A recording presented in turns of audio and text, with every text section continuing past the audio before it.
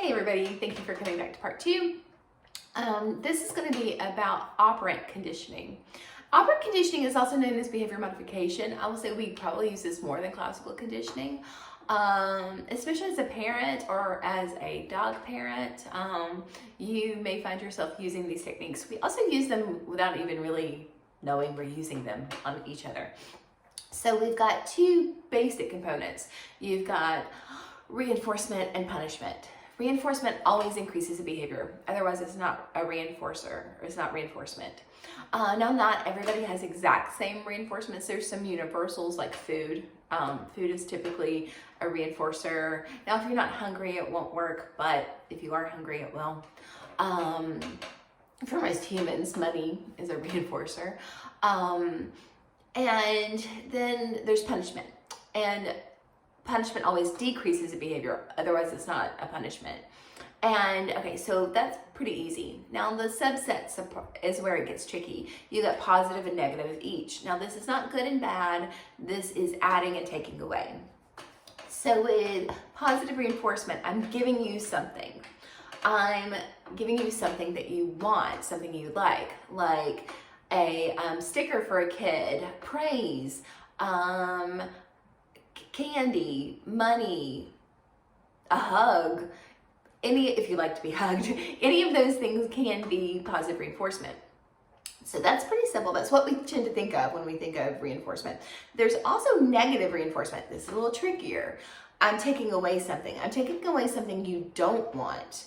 Like for instance, if you have, like in high school, a lot of times if you have good attendance and you have a certain grade, you don't have to take the final. Well, that's negative reinforcement. No one wants to take a final. So I'm taking away something unpleasant because I'm increasing your behavior. The little bell in your car that encourages you to put your seatbelt on is negative reinforcement. It's unpleasant. No one wants to hear a ding, ding, ding, ding, ding, ding. So it encourages you. It increases the likelihood that you're going to put your seatbelt on. Sorry, I'm a little sinusy today, so I'm getting a little raspy. Then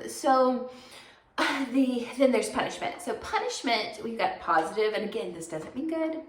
I'm adding something you don't want. If I slap someone, that is positive punishment. That doesn't mean it's good, but yeah, hitting, yelling, those little shock collars that some people use for their dogs, all of those things are positive punishment. They're unpleasant and they can decrease the behavior. Even like humiliation. Think about like if you've been in class and you answered a question wrong and your teacher like laughed at you. I mean, that would be horrible. Nobody should do that. But you probably wouldn't answer that question again. I wouldn't. So it would decrease the likelihood of you answering a question in the future. So then there's negative punishment, which is taking away something. Like if you turn in something late and I take away points, that's negative punishment. I'm taking away your points. Taking away a kid's cell phone or their car, or taking away someone's money by giving them a speeding ticket. All of those things would be negative punishment. And negative punishment is actually more effective than positive punishment. And it's typically not considered abuse unless you're taking away someone's food. So it tends to last longer, especially like a lot of people think that kids with ADHD just need to be punished more, and that's not actually true. They tend to get punished more than kids without ADHD. But that positive punishment, that physical punishment, doesn't tend to last that long. But the negative punishment does tend to have more of an impact on their behavior. And real quick, there's a lot of problems with punishment. And I say this because we live in a very punitive society. We kind of want to like get people. So it only works if done immediately. If you come home and your dog has gone to the bathroom on the floor and you spank it, your dog doesn't know why. They're confused. They don't associate that consequence. It has to be done every single time for it to be effective. I had an uncle who would, he and his wife would laugh at my cousin's behavior, and then all of a sudden it wasn't funny anymore and they go straight to spanking. This was horrible. My cousin had no clue as to what was appropriate behavior because of this. So it has to be done every single time. It only works if the threat of the punishment is there. Most of us speed, but most of us don't speed if we get the little Waze notification saying there's a cop ahead or a police officer ahead.